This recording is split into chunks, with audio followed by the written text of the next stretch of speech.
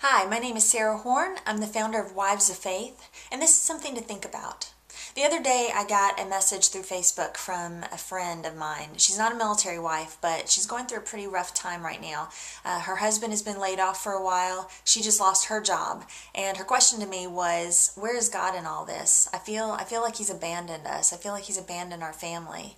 And I got to thinking about her message, and I know that there's probably a lot of other people out there who feel that way right now, and even military wives. Maybe if you're watching, maybe you're going through a deployment right now and you're struggling. Maybe you're dealing with other issues in your family or in your marriage, and you're wondering, where is God in all this?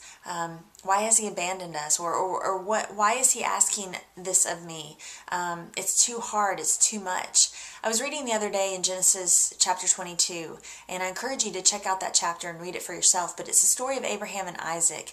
And if you're familiar with the story, you know that Isaac is Abraham's only son, and a very, very precious treasure to him.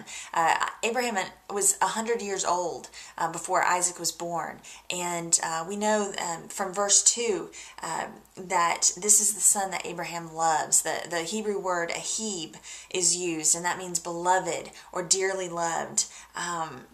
But God has asked Abraham to do the unthinkable for a parent, and that is to sacrifice his only child for God. He tells him to take his son Isaac out to a mountaintop, and there he wants him to sacrifice him as an offering for God. So essentially God is saying, choose me or choose your son. And so Abraham starts to carry out God's wishes, and he takes his son Isaac to a mountaintop 3 days away from where they live. And as he's preparing for this sacrifice, you have to wonder what he was thinking inside, what he was feeling, the anguish, the hurt, and saying to himself, maybe, God, this is too much. What are you up to? What are you doing? So what was God doing? I looked at this story and I was really praying about it, and I think God was asking not just for Abraham's obedience in this situation, but for his trust.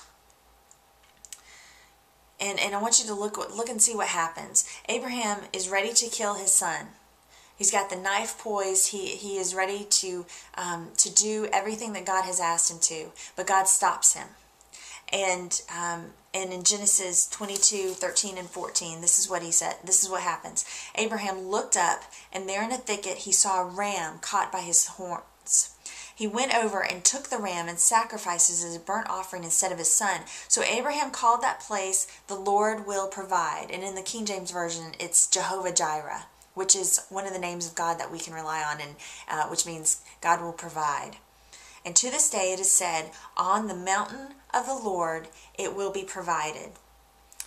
Friends, God brings us to mountains to show us His provision. Let me repeat that.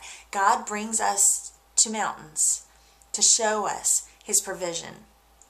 I don't know why job layoffs happen. And I'm right there with you. My husband is a Navy reservist, but in the civilian world, he is still looking for work. He has been out of a full-time job for a long, long time. I don't know why deployments happen.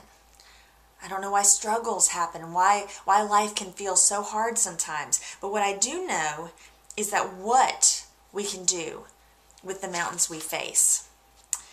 We can trust God that He knows what He's doing. We can trust Him because He's all sovereign. He's all knowing.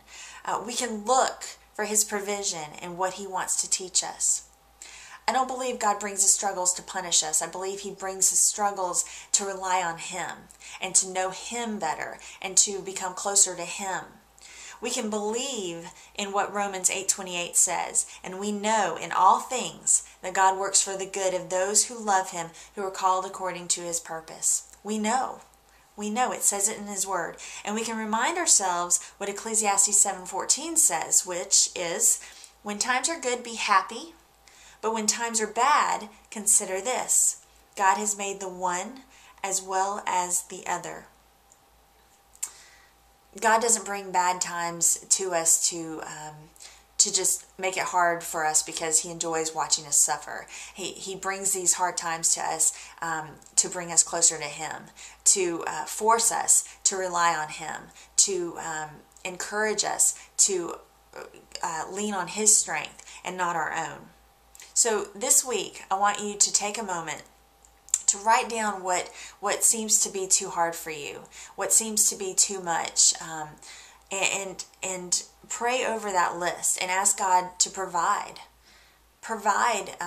your needs. Provide, maybe it's financial needs, maybe it's emotional support, maybe it's a solution to a problem. Pray and ask him to provide, and then start looking for how he does. It may not be what you expect it to be, but it may be something even better. It may be something little, but again, it will all be to point you to God and to point you to his glory and to his power and to his strength. He has not abandoned you. Trust him and look for his provision this week.